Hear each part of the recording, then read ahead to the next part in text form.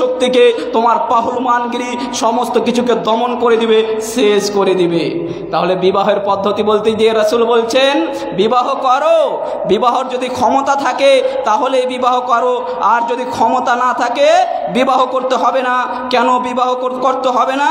ক্ষমতা না থাকলে বিবাহ করতে হবে না। রাসূল সাল্লাল্লাহু আলাইহি ওয়াসাল্লাম বললেন। বিবাহের হুকুম সম্পর্কে আরেকটি হাদিস আব্দুল আনাস রাদিয়াল্লাহু তাআলা আনহু থেকে বর্ণিত, তিনি বলছেন রাসূল সাল্লাল্লাহু আলাইহি ওয়াসাল্লাম বলছেন ইজা তাজাওয়াজাল আবদু ফাকাদ ইসতাকমালা ফি নিসফাদ-দ্বীন। আনাস রাদিয়াল্লাহু তাআলা আনহু বলেন রাসূল সাল্লাল্লাহু আলাইহি ওয়াসাল্লাম বলেছেন যখন মানুষ বিবাহ করে তার ঈমানের অর্ধেক পরিপূর্ণ হয়ে যায়। ঈমান যদি এতটুকু থাকে তাহলে এতটুকু পরিপূর্ণ হয়ে যায়। বিবাহ করলে মানুষের ঈমানের অর্ধেক পরিপূর্ণ হয়ে যায়। রাসূল আরো বলছেন তাহলে বাকি অর্ধেক পূরণ করার জন্য তাকে কি করতে হবে? ফালিয়াত্তাকিল্লাহ, আল্লাহকে ভয় করতে হবে। আল্লাহকে দেখে ভয় করতে হবে, আল্লাহর সমস্ত বিধিবিধানগুলো মানতে হবে, বাকিটুকু পরিপূর্ণ। তাহলে এখানে বিবাহের গুরুত্ব বুঝাতে গিয়ে, বিবাহের হুকুম দিতে গিয়ে আল্লাহ রাসূল বলছেন বিবাহ করো। কেননা বিবাহে তো তোমার অর্ধেক ঈমান, অর্ধেক তোমার দিন পরিপূর্ণ হয়ে যায়। এটা হচ্ছে বিবাহের, এই জন্য আল্লাহ রাসূল বলছেন তোমরা বিবাহ করো। তাহলে প্রথম পয়েন্ট আল্লাহ রাসূল বললেন বিবাহ করো, বিবাহের হুকুম। দ্বিতীয় পয়েন্টে চলে যাই, বিবাহ করতে গেলে কাকে বলতে হবে? মেয়ের বাবাকে বলতে হবে, ওয়ালিকে বলতে হবে। তো ওয়ালি ছাড়া কি বিবাহ যাবে না? বিবাহ করা চাই কি না ওয়ালি ছাড়া? এবার আমি বিবাহ করেছি, একটা মেয়ের সঙ্গে প্রেম করতাম, তার সঙ্গে ভালোবাসা ছিল, পালিয়ে বিয়ে করে নিয়েছি, তার বাবাকে বলার প্রয়োজন মনে করিনি, এই বিবাহটা কি হবে? আল্লাহর রাসূল হাদিসের মধ্যে স্পষ্ট বলছেন বিবাহ করা সুন্নত, কিন্তু এই সুন্নত নামক আমল পালন করতে গিয়ে আপনাকে 4টা ফরজ কাজ পালন করতে হবে। তার মধ্যে একটা হচ্ছে ওয়ালির অনুমতি। ওয়ালি নেই বিবাহ হবে না। মুফতি সাহেব তাহলে পালিয়ে যারা বিবাহ করেছে, পালিয়ে যে বিবাহ করেছি তোমার বিবাহটাই বাতিল। আল্লাহ রাসূল বলছেন আবু মুসা রাদিয়াল্লাহু তাআলা আনহু قال রাসূলুল্লাহ সাল্লাল্লাহু আলাইহি ওয়াসাল্লাম লা নিকাহা ইল্লা বিওয়ালিইন। আল্লাহর রাসূল বলছেন আবু মুসা রাদিয়াল্লাহু তাআলা আনহু হতে বর্ণিত, তিনি বলেন রাসূল সাল্লাল্লাহু আলাইহি ওয়াসাল্লাম বলেছেন যে বিবাহ কেউ করলো আর সেই বিবাহতে তার ওয়ালি অর্থাৎ গার্জিয়ান এই বিবাহতে রাজি নেই, আল্লাহ রাসূল বলছেন ফানিকাহু বাতিলুন, সেই নিকাহটাই বাতিল, সেই বিবাহটাই বাতিল, কোনো বিবাহই হবে না, সমস্ত বিবাহটাই বাতিল। তাহলে আপনি পালিয়ে বিবাহ করেছেন, বিবাহ বাতিল। আপনি পালিয়ে বিবাহ করেছেন, বিবাহ হয়ে গেছে আপনার হারাম, আপনি একটা হারাম সম্পর্কে জড়িয়ে আছেন। মৌলভী সাহেব এইটা আবার কোন ফতোয়া? আমি তো কোনোদিন শুনিনি। আপনি সিয়ামের ফতোয়া শুনেছেন, আপনি রোজার ফতোয়া শুনেছেন, নামাজের ফতোয়া শুনেছেন, বিবাহের ফতোয়া আপনি শুনবো মনে করেননি। আল্লাহ তাবারক ওয়া তাআলা আজকে পৃথিবীর মধ্যে কতগুলো জাতিকে সৃষ্টি করেছে, গরু সৃষ্টি করেছে, মহিষ সৃষ্টি করেছে, ছাগল সৃষ্টি করেছে, তারা তাদের মতো স্বামী স্ত্রীর দাম্পত্য জীবন চালু করে। আপনি একজন মানুষ স্বামী স্ত্রী দাম্পত্য জীবন চালাচ্ছেন, আপনি কোনোদিনই বিবাহ সম্পর্কে কাউকে জিজ্ঞাসা করলেন না আমার বিবাহটা শুদ্ধ হয়েছে কিনা, আমার স্বামী স্ত্রী দাম্পত্য জীবন যেই জীবন আমি অতিবাহিত করি এই জীবনের মধ্যে ভুল ভালো আছে কিনা আপনি কোনোদিনই কাউকে জিজ্ঞাসা করলেন না। আপনি কি সেই গরু ছাগলের মতো হয়ে গিয়েছেন? আপনার জন্য কোরআন হাদিস কত সুন্দর পদ্ধতি দেখেছে। বিবাহ করতে যাবে যুবক, তার আগে এই সমস্ত গুণগুলো দেখে নাও। এবার আমি চলে আসি 3 নম্বর পয়েন্টে, আমি চলে আসি বিবাহ করতে গেলে মেয়েদের অনুমতি লাগবে কিনা, ছেলেদের অনুমতি লাগবে কিনা। এবার তো ওয়ালি ছাড়া বিবাহ হবে না, যদি কেউ ওয়ালি ব্যতীত বিবাহ করে নেয় বিবাহটাই বাতিল। একবারে সংক্ষিপ্ত আমি বিষয়গুলো পয়েন্টগুলোকে টাচ করে যাব। আবু হুরায়রা রাদিয়াল্লাহু তাআলা আনহু থেকে বর্ণিত, তিনি বলেন রাসূল সাল্লাল্লাহু আলাইহি ওয়াসাল্লাম বলেছেন লা তুনকাহুল আইম্মু হাত্তা তুস্তা'মারু ওয়া লা তুনকাহুল বাকরু হাত্তা তুস্তা'জানু। ক্বালু ইয়া রাসূলুল্লাহ কাইফা ইজনুহা। আল্লাহ রাসূল বলছে, আবু হুরায়রা রাদিয়াল্লাহু তাআলা আনহু থেকে বর্ণিত, তিনি বলেন রাসূল সাল্লাল্লাহু আলাইহি ওয়াসাল্লাম বলেছেন তোমরা তোমাদের মেয়েদের যদি বাড়িতে যদি বয়স্ক মহিলা থাকে, ডিভোর্সি মহিলা থাকে, তালাক্কা মহিলা থাকে, বিধবা মহিলা থাকে, তাহলে এদের বিবাহের অনুমতি হচ্ছে এদের মুখ থেকে অনুমতি নেওয়া লাগবে। এদের বিবাহতে বলতে হবে, আপনি বলতে পারছেন না বাবা, মাকে দিয়ে বলাতে হবে। মা শরম করছে, ভাবিকে দিয়ে বলান, কাকাতো বোনকে দিয়ে বলান, চাচাতো বোনকে দিয়ে বলান, মামাতো বোনকে দিয়ে বলান, তার মুখ থেকে রায় নিতে হবে। খাদিজা ওই পাড়ার আব্দুর রহমানের সঙ্গে বিবাহ ঠিক করেছি তোমার, তুমি কি বিবাহ করতে রাজি আছো? সে নিজে থেকে বলবে হ্যাঁ আমি রাজি আছি, তাহলে বিবাহ দেওয়া যাবে। এটা হচ্ছে কারা? যারা ডিভোর্স হয়ে গেছে, স্বামী মারা গেছে, বয়সপ্রাপ্ত হয়ে গেছে, এদের নিয়ম। আল্লাহ রসুল বলছেন আর যারা কুমারী মহিলা এদের কি করা যাবে? আল্লাহ রসুল বলছেন এদের কাছ থেকে ইজাজত নিতে হবে। কেমন করে ইজাজত নিব? সাহাবীরা জিজ্ঞাসা করলেন। আল্লাহ রসুল বলছেন তারা চুপ করবে, এটাই হচ্ছে তাদের ইজাজত। আপনি জিজ্ঞাসা করছেন খাদিজা তোমার বিবাহ ঠিক করেছে ওই পাড়ার একটা ছেলের সঙ্গে, তুমি কি বিবাহ করবে? আপনার মেয়ে চুপ হয়ে গেল, মনে করেন মেয়ে রাজি আছি। এটা হচ্ছে মেয়েদের পদ্ধতি। আল্লাহ রসুল আরেকটি হাদিসের মধ্যে বলছেন, আব্দুল্লাহ ইবনে মাসউদ থেকে হাদিসটি বর্ণিত, তিনি বলছেন রাসূল সাল্লাল্লাহু আলাইহি ওয়াসাল্লাম বলেছেন যারা ডিভোর্সি মহিলা, যারা বিধবা মহিলা, বয়সপ্রাপ্ত মহিলা, এরা বেশি অধিকার রাখে ওলিদের থেকে, বাবার থেকে নিজের বিবাহর বেশি অধিকার রাখে। কারণ এদের একবার বিবাহ হয়েছে, এরা জানে কি করে স্বামীর সংসার করতে হয়, কোন স্বামী আমার ভালো হবে কিনা, এই জন্য এদের বেশি অধিকার রয়েছে। আর যারা কুমারী মহিলা এদের হুকুম হচ্ছে এদের কাছ থেকে শুধু ইজাজত নিতে হবে, আর এদের চুপ থাকা, মুচকি হাসা, এটাই এদের হয়ে গেল ইজাজত। এবার আমি চলে আসি যে 4 নম্বর পয়েন্টে আমি চলে আসি যে যেই মহিলাটাকে আমি বিবাহ করবো, মুলি সাহেব আমি কি দেখতে পারি? মুলি সাহেব আমি মেয়ে দেখতে যাব, এটা কি দেখার নিয়ম ইসলামে আছে? হ্যাঁ অবশ্যই আপনাকে মেয়ে দেখার বিধান দিয়েছে, কিন্তু বর্তমানে আপনি যেই মেয়ে দেখার বিধান চালু করেছেন এটা সেই বিবাহের বিধান নয়। বর্তমানে মেয়ে দেখার বিধান শুরু হয়েছে মানে মুলি সাহেব আমি বিবাহ করব, আমি একজন লেখাপড়া মুলি সাহেব মানুষ, আমি মাস্টার মানুষ, আমার অনেক বন্ধু, 20টা বন্ধু যাবে, আমার বাপ চাচা তারা 10 ভাই যাবে, আরও 5টা লোক যাবে গ্রামের, 50টা লোক যাব মেয়ের বাড়ি, মেয়ের বাড়িতে 5খান বোলেরো করে আপনি 50টা লোক চলে গেলেন। 50টা লোক যাওয়ার পরে মেয়ের বাবা 30টা চেয়ারের ব্যবস্থা করেছে, ওখানে আপনি বন্ধুদেরকে বলছেন বন্ধু তুমি বসো, বন্ধু তুমি বসো, যে জামাই সেই দাঁড়িয়ে থাকলো। এবার সেটা সময় সেই দিকটা বাদে দিলাম, এবার মেয়ের দিকটা চলে আসি। মেয়েকে দেখতে গিয়েছে, মেয়েকে তো সামনে রেখেছে একটা চেয়ারে, ওর সঙ্গে এসেছে মোটামুটি 40-50টা কাকাতো বোন, মামাতো বোন, ফুফাতো বোন, যত ধরনের বোন ছিল সমস্ত বোন এসে ওর পিছনে খাড়ো।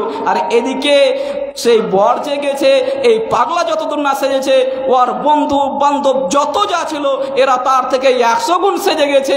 ওদিকে মেয়ে যা সেজেছে তার থেকে মামাতো বোন, ফুফাতো বোন আর কাকাতো বোন এরাই ডবল সেজে এসছে। এবার কি হলো, যারা মেয়ে দেখতে গেছে এই পাগলের পছন্দ তো হলোই না, এই পাগল ব্যতীত বন্ধু যে ছিল, বন্ধুর সঙ্গে যেই মেয়েকে দেখতে গেছে তাদের পছন্দ হয়ে গেল, ওই মেয়ের পছন্দ হয়ে গেল বন্ধুকে, বন্ধুর পছন্দ হয়ে গেল মেয়েকে। আর লাস্টে শোনা যায় যেই পাগলের বিবাহ, যেই পাগলের জন্য বউ দেখতে গিয়েছে, ওই পাগল ওই পিছনে থাকা হয়তো মামিকে পছন্দ করে এসছে, না হয় কাকিকে পছন্দ করে এসেছে। কি করে এটা সম্ভব? বিবাহ হয়েছে, ছোট মামি চুড়িদার পরে এসছে, তাকেই পছন্দ, আর যেই বউ গিয়েছিল এই বাতিল। এই বিবাহ করা এই মতো মেয়ে দেখার পদ্ধতি নয়। তাহলে পদ্ধতি কি? মেয়ে দেখবেন, ইসলাম মেয়ে দেখার জন্য, এই বিবাহ করার জন্য 4 ধরনের গুণ দেখতে বলছে মেয়েদের মধ্যে। একটা হচ্ছে আপনি দেখুন, বাকি 3টা গার্জেন দেখবে। বিবাহ করবেন কাকে নিয়ে যাবেন? বউ দেখতে মাকে নিয়ে যাবেন, বোনকে নিয়ে যাবেন, এদেরকে পারলে নিয়ে যাবেন। বাবা যেতে পাবে না, বোনাই যেতে পাবে না, দুলাভাই যেতে পাবে না, বন্ধু সে তো যেতেই পাবে না। বিবাহ করবেন কে? আপনি। আপনি দেখুন, বিবাহের ইসলামিক পদ্ধতি হচ্ছে ছেলে মেয়ে একে অপরকে দেখবে, তারা একে অপরের সঙ্গে কথা বলবে, পার্সোনালভাবে তারা একে অপরের কথা বলবে, এটা হচ্ছে বিবাহের পদ্ধতি। আজকে বিবাহের যেই মেয়ে দেখার পদ্ধতি শুরু হয়েছে সেটা পদ্ধতি কোরআন হাদিস বলে না। আবু হুরায়রা থেকে একটি হাদিস, একজন সাহাবী এসে বলছে, আবু হুরায়রা থেকে হাদিসটি বর্ণিত, তিনি বলছেন একজন সাহাবী এসে আল্লাহ রাসূলকে বলছেন, আল্লাহ রাসূল আমি বিবাহ করতে চাই, তাহলে আল্লাহ রাসূল আমার বিবাহের হুকুম কি? আল্লাহ রাসূল বলছেন যে তুমি যে বিবাহ করতে চাও তুমি কি সেই মেয়েটাকে দেখেছো? সেই সাহাবী বলছেন না আমি দেখিনি। আল্লাহ রাসূল বলছেন তাহলে এক কাজ করো, তুমি যাকে বিবাহ করবে সেই আনসারী মহিলাটাকে তুমি দেখে নাও। কেন? আনসারী মেয়েদের চোখের অসুখ থাকে, তুমি বিবাহ করবে, বিবাহ করার আগেই তুমি দেখে নাও। আল্লাহ রাসূল হুকুম দিচ্ছে তুমি বিবাহ করার আগে মেয়েটাকে দেখে নাও। কেন দেখবে? আনসারি যে মহিলারা থাকে এদের চোখেও অসুখ থাকে। দেখা হলো তুমি বিয়ে করলে, তারপরে তাদের চোখের অসুখ বেরিয়ে গেল, তুমি তাকে তখন ডিভোর্স দেবে, সেটা না, তুমি আগে দেখে নাও, যদি তোমার পছন্দ হয় বিবাহ করো, না হলে বিবাহ করতে হবে না। এটা হচ্ছে মেয়ে দেখার বিধান। বর্তমানে যত মেয়ে দেখার বগাগিরি বিধান চালু হয়েছে সমস্ত কিছু বাতিল।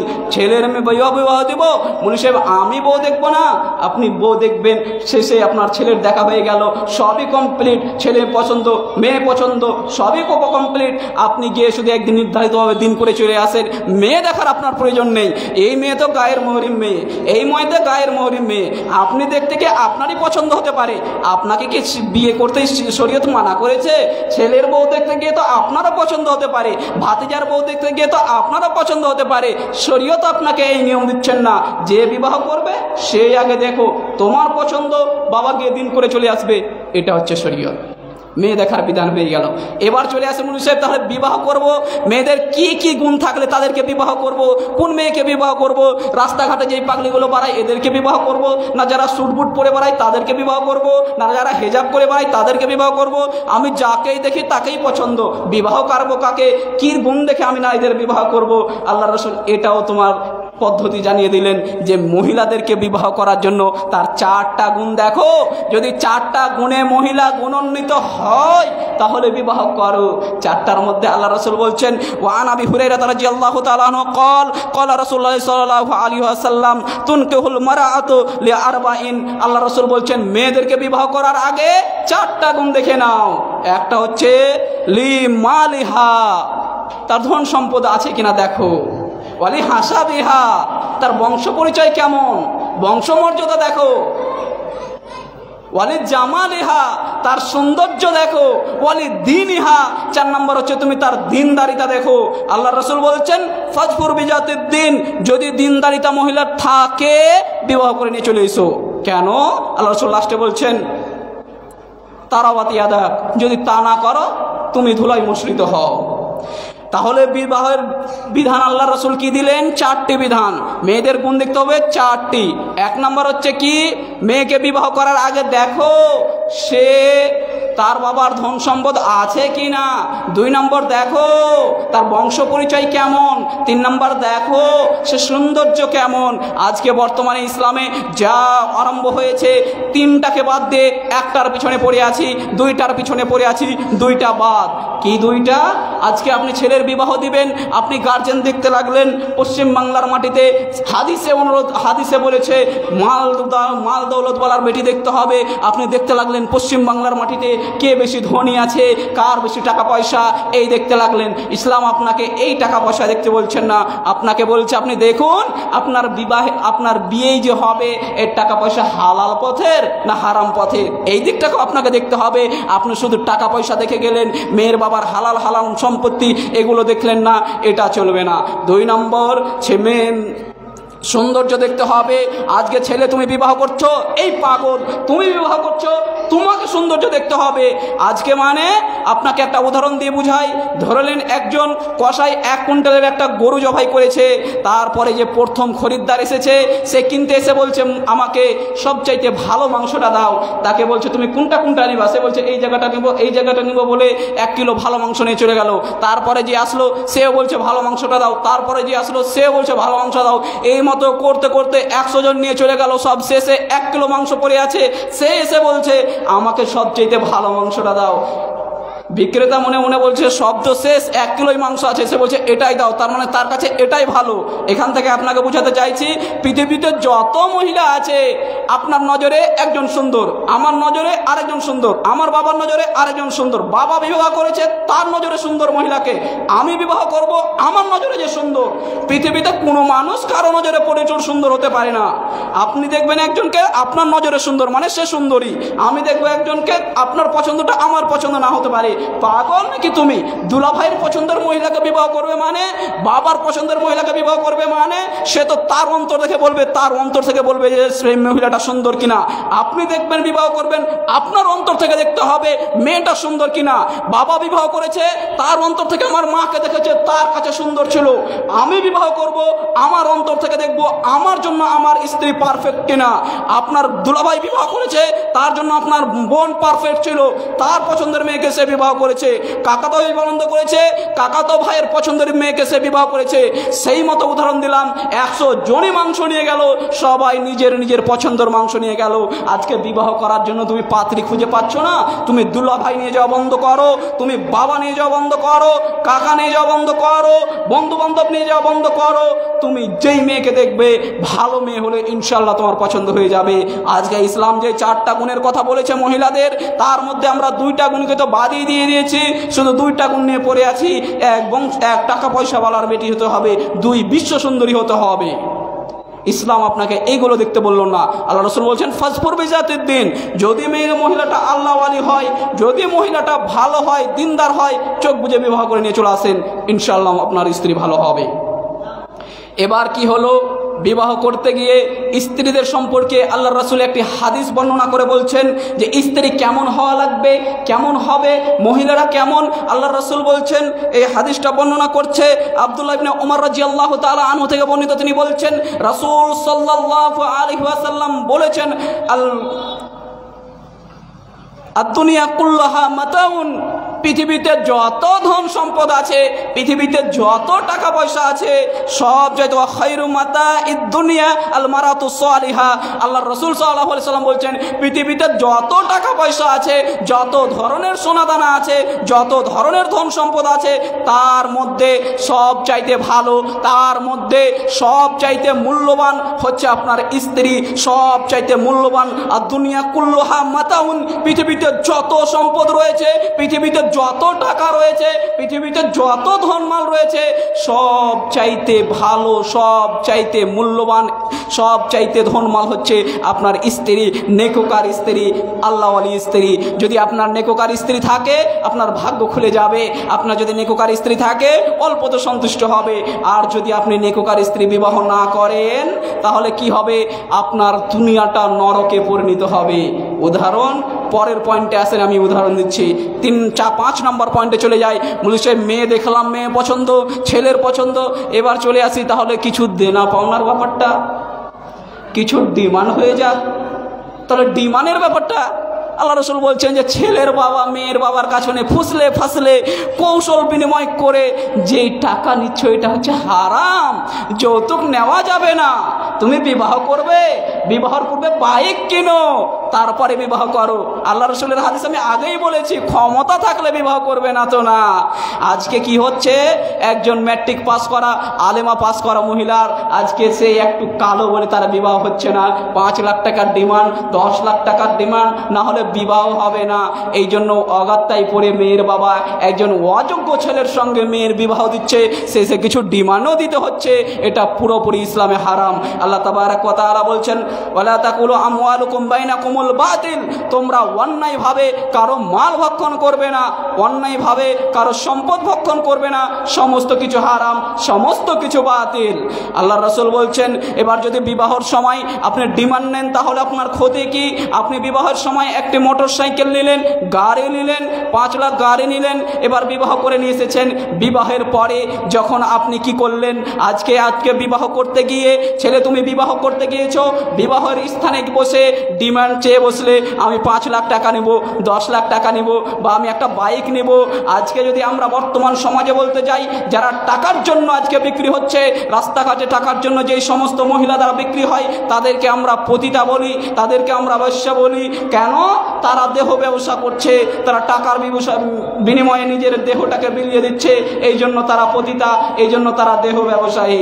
আপনাকে প্রশ্ন করি ভাই, আপনাকে প্রশ্ন করি বাবাজি, আপনার ছেলেটার বিবাহ দিচ্ছেন, বিবাহের প্যান্ডেলে বসে বিবাহে পড়ানোর সময় আপনি 5 লাখ টাকা নিয়ে নিলেন, 2 লাখ টাকা নিয়ে নিলেন, গাড়ি নিয়ে নিলেন, তাহলে আপনার ছেলেটা বাইশের খাতায় পড়লো না?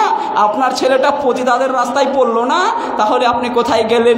আজকে আপনার ছেলেটাকে তো দেহ বিক্রি করে দিলেন, আপনার মেয়ে, আপনার ছেলের দেহ বিক্রি করে দিলেন। তুমি রাস্তাঘাটে যেই মহিলাদেরকে দেখে ছিঁচা করো তাদেরকে পতিতা ভাবো। তুমি তো নিজেই একজন পতিত, তুমি তো নিজে একজন স্ত্রী পুরুষ পতিত, তুমি কি করে অন্যকে পতিতা ভাববে? তাহলে বিবাহ করতে গেলে ডিমান্ড নেওয়া চলবে না। যদি ডিমান্ড নেন তাহলে আপনাকে ক্ষতি আপনাকে দেখায়। আপনি বিবাহ করেছেন, মেয়ের বাবার কাছ থেকে একটি গাড়ি নিয়েছেন, এবার বিবাহের পরে আপনি বলছেন যে আমাকে চাবিটা দাও। গাড়ির চাবি হচ্ছে কার হাতে? শ্বশুরের মেয়ের হাতে গাড়ির চাবি, আপনি যাবেন কোথাও, আমাকে চাবিটা দাও, আমি অমুক জায়গা যাব। মেয়ে বলছে না, দেওয়া যাবে না। এটা কি তোমার বাবার টাকার গাড়ি? আমার বাবার গাড়ি, আমি যখন ইচ্ছা তখন দেব। আপনি কিছুই বলতে পারলেন না। ছেলে মাস্টার, বিবাহের সময় 4 চাকার স্কর্পিও নিয়েছেন, সঙ্গে 1 লাখ টাকা নিয়েছেন। আপনি চাকরি করছেন মাস্টার, মাসের শেষে আপনার স্ত্রী বলছে মাসের টাকা যেদিন উঠাবে সেই দিন একটি হীরার নেকলেস চাই, আমার হীরার নেকলেস লাগবেই।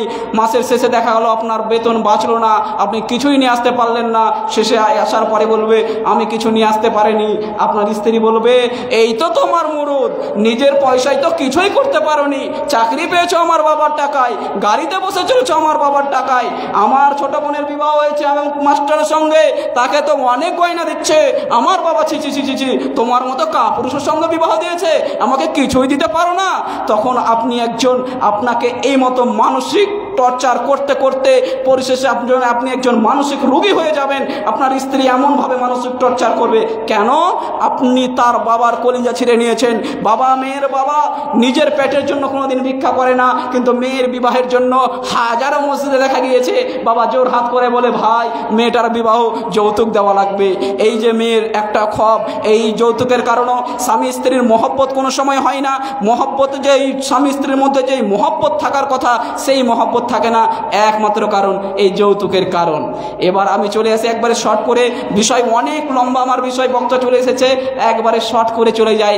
বিবাহ করব, যৌতুক নেওয়া যাবে না। তাহলে যারা বিবাহ করেনি ইনশাআল্লাহ সকলেই বলুন ইনশাআল্লাহ যৌতুক নেব না, হারাম কাজ করব না।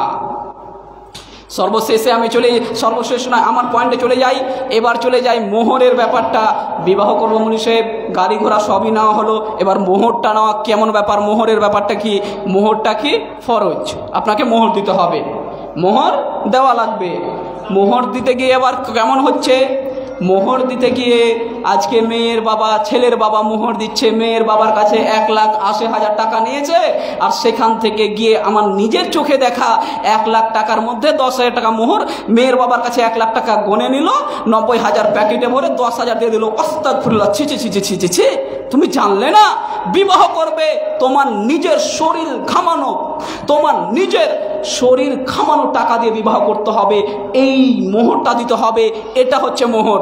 মেয়ের বাবার এক হারামের পয়সা নিলে আবার ওটাকে হালাল করছো, তোমার লজ্জা নেই? যুবক, তুমি বিবাহ করতেছো, তোমার লজ্জা বেঁচে এসেছো? লজ্জা শরমকে কেজিতে বেচে দিয়েছো বাজারে, কোনো লজ্জা নেই।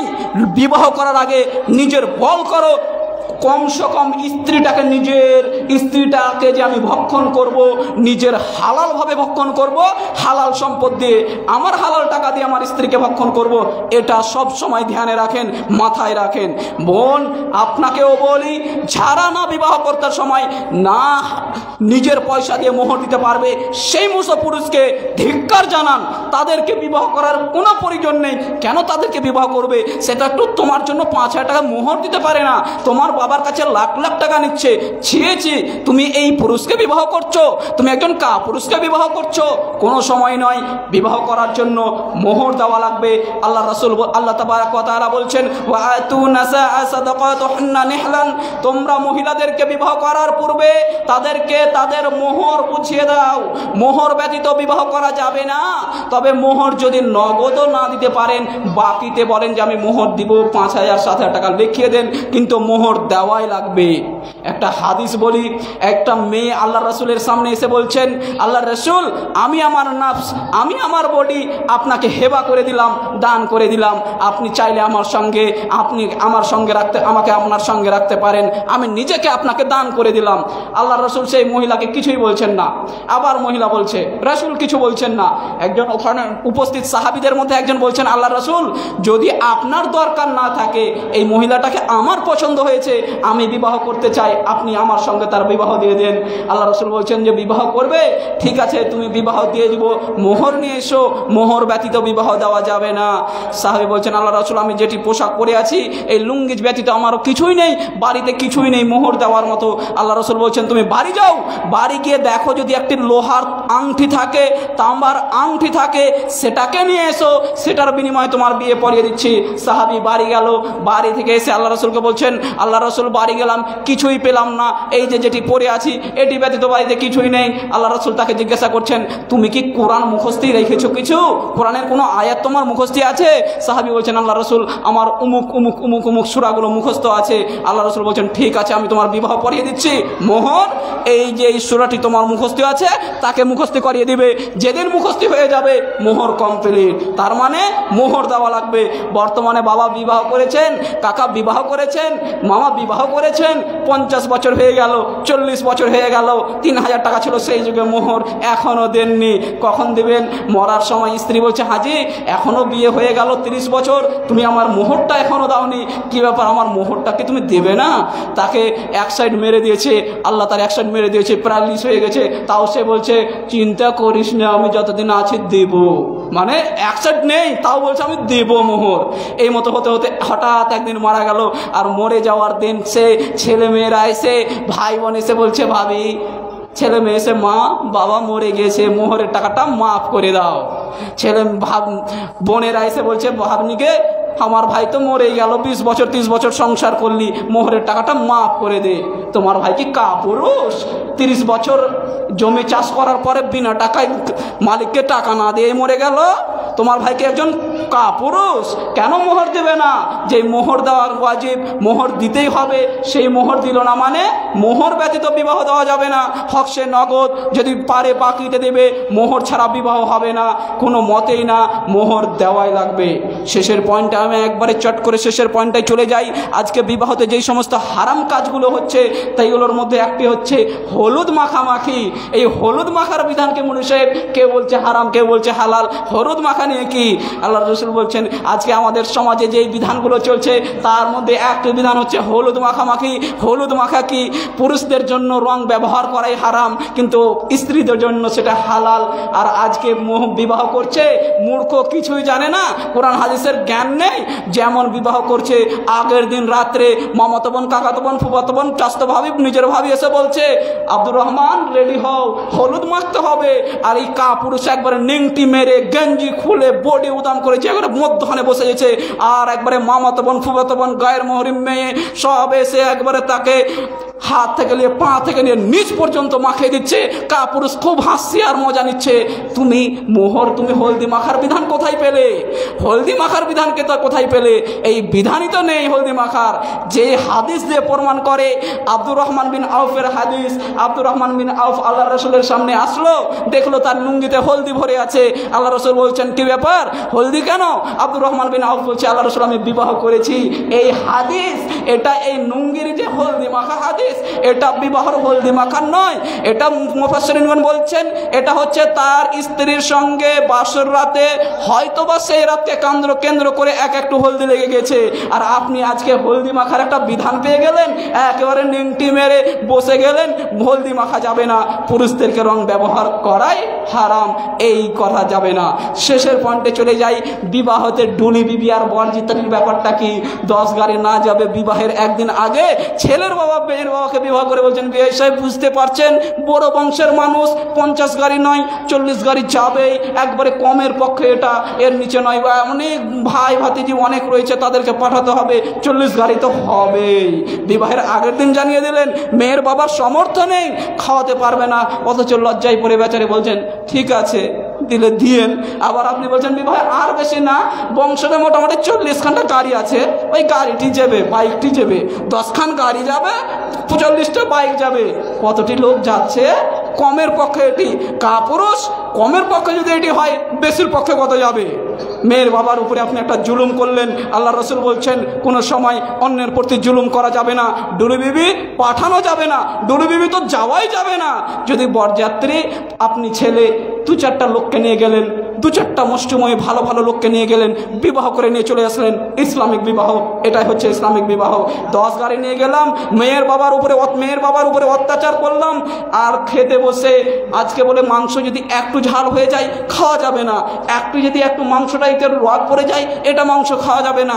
মনে হচ্ছে সে একবারে মুকেশ আম্বানির ভাতিজা এসেছে, সে একবারে নবাবী বংশের ছেলে, এটা মাংস খাবে না, ওটা মাংস নরম, এটা মাংস গরম, এটা মাংসের নুন নেই, ভাত এতটা নিয়ে সম্পূর্ণ ছেড়ে দিলেন, মাংস এতটা যাই করলেন। এলাহি কারবার। এই ন্যাংটা বাড়িতে যেমন খেতে পাই কিনা সন্দেহ আছে, আর মেয়ের বাড়িতে বরযাত্রী গিয়ে তার এলাহি কারবার দেখে মাথা নষ্ট।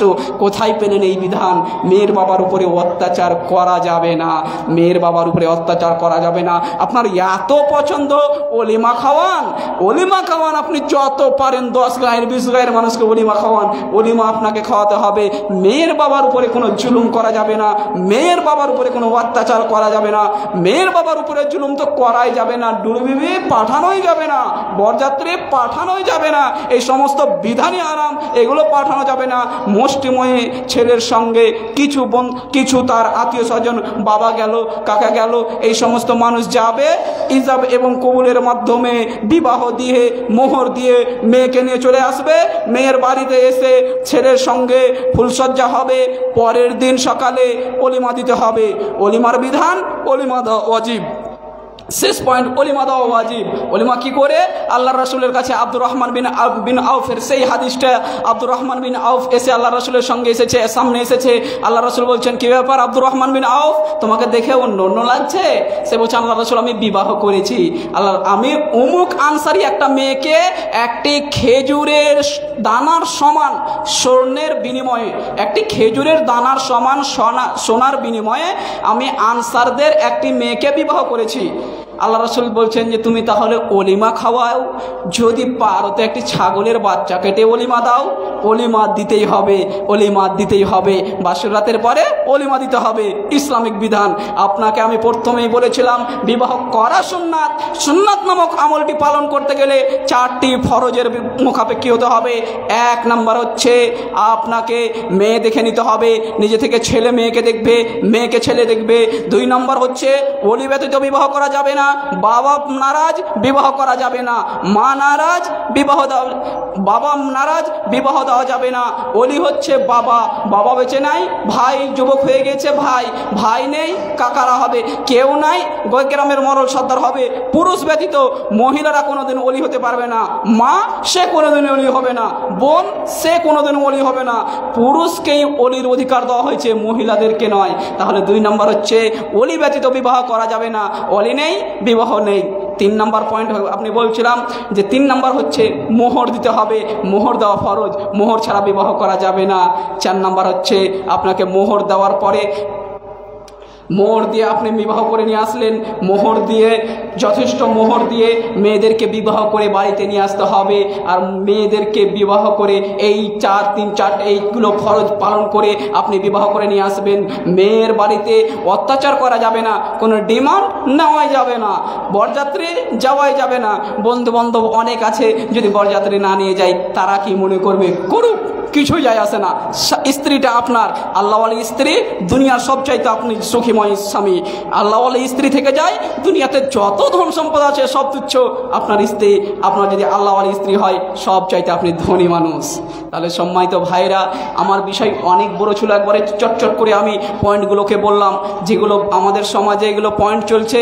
আজকে হলদি মাখা পয়েন্ট খুবই গুরুত্বপূর্ণ হয়ে গেছে।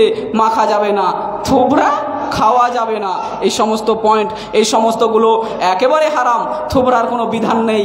আপনি ইসলামে বিবাহের পূর্বের দিন রাতে একেবারে আপনি ছেলেকে বসে দিলেন মধ্যখানে, আর কিছু মামাতো বোন ফুফাতো বোন এসে ছেলের মুখ বেঁধে দিল, আর বাবা কাকা আপনি বিসমিল্লাহ করে গিয়ে তার মুখে তুলে দিচ্ছেন। তার কি হাত নেই? কোথায় পেলেন এই বিধান? এই লজ্জাময় বিধান আপনি ছাড়ুন। এগুলো বিধান কোরআন হাদিসে নেই। বর্তমানে কিছু ফ্যাশন উঠেছে, ছেলের বাড়িতে আসবে আর ছেলের মেয়ে সেই সেই দিন কি করবে? ছেলের ভাই বোন, ছেলে তো কি করবে না করবে জানি না, ভাই বোন, মামাতো বোন, ফুফাতো বোনকে নিয়ে, ভাবিকে নিয়ে, সালার স্ত্রীকে নিয়ে গোটা রাত মাস্তি করবে। ইসলামে যেগুলোকে হারাম বলেছেন আল্লাহ তাবারাক ওয়া তাআলার নবী বলছেন যে তোমরা মান তাসাব্বাহ বিকাউমিন ফাহুয়া মিনহুম, এগুলো হচ্ছে হিন্দুদের কর্ম। এগুলো যারা করবে তারা হিন্দুদের কাজ করলো, আর হিন্দুদের কাজ করলে আপনার হাসর নাসর তাদের সঙ্গে হবে, কিয়ামতের দিন আপনার তাদের সঙ্গে সাক্ষাৎ হবে, আপনি তাদের সাদৃশ্য গ্রহণ করলেন। সর্বশেষে আল্লাহর কাছে দোয়া করি, আল্লাহ গো, বিবাহের মধ্যে যে সমস্ত হারাম কাজগুলো আমরা করছি, আল্লাহ সেই সমস্ত হারাম কাজগুলো থেকে আমাদেরকে বাঁচার তৌফিক দাও। বিশেষ করে আল্লাহ, যে যৌতুকের প্রথা আজকে উঠেছে, যৌতুকের জন্য মেয়েরা আত্মহত্যা শুরু করেছে, ব্যভিচার বেড়ে গিয়েছে, জেনা বেড়ে গিয়েছে, সেই যৌতুকের প্রথাকে আল্লাহ তুমি ধ্বংস করো, এই পৃথিবী থেকে তুলে নাও। আমরা যাতে করে ইসলামিক শরীয়তের অনুযায়ী বিবাহ করতে পারি। অন ইসলামিক যতগুলো কালচার আছে লাথি দিয়ে সমস্ত কালচারকে ভেঙে ফেলতে পারি। আল্লাহ তুমি তার তৌফিক দান করো। সকলে বলুন আমিন, আল্লাহুম্মা আমিন, আল্লাহুম্মা আমিন। ওয়া আখিরু দাওয়ানা আনিল হামদুলিল্লাহি রাব্বিল আলামিন। আমিন। আসসালাম। আল্লাহ হাফিজ।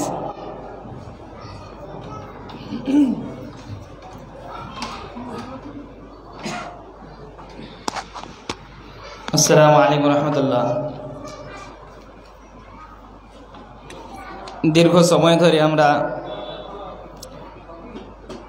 মাওলানা মুস্তাফিজুর রহমানের মুখ থেকে ইসলামের দৃষ্টিতে বিবাহের পদ্ধতি শুনলাম আর জানলাম। আর আল্লাহর কাছে দোয়া করব, আল্লাহ তাবারাক ওয়া তাআলা যেন প্রত্যেক যুবককে যারা বিবাহ করবে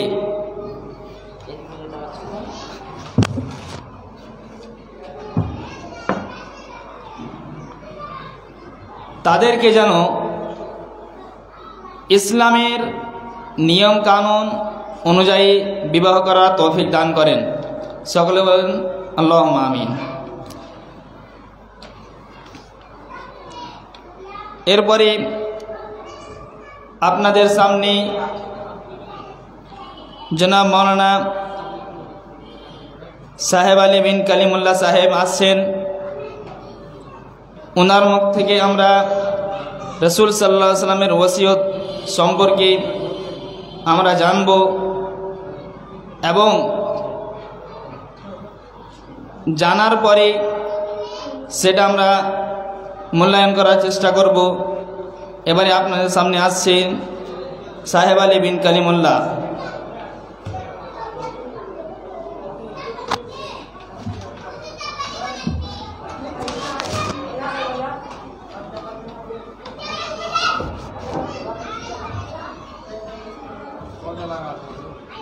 বলছি এই আমার ঠিক সেম একই মাইক্রোফোন?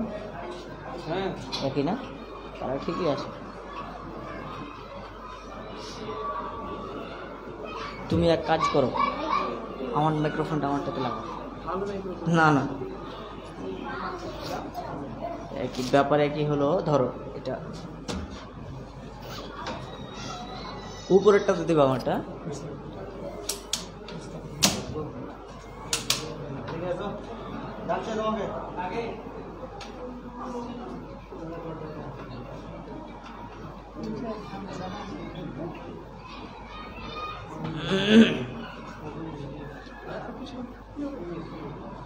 কতক্ষণ সময় দিয়েছি? 11:30। 11:30, 1 ঘন্টা।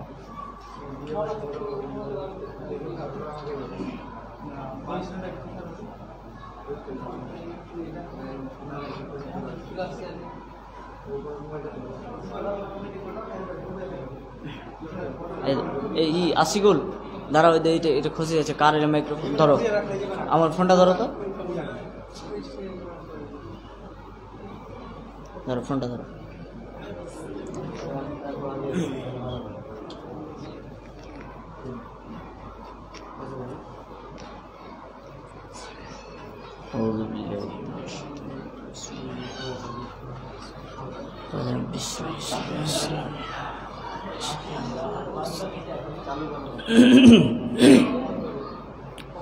আসসালামু আলাইকুম ওয়া রাহমাতুল্লাহি ওয়া বারাকাতুহু।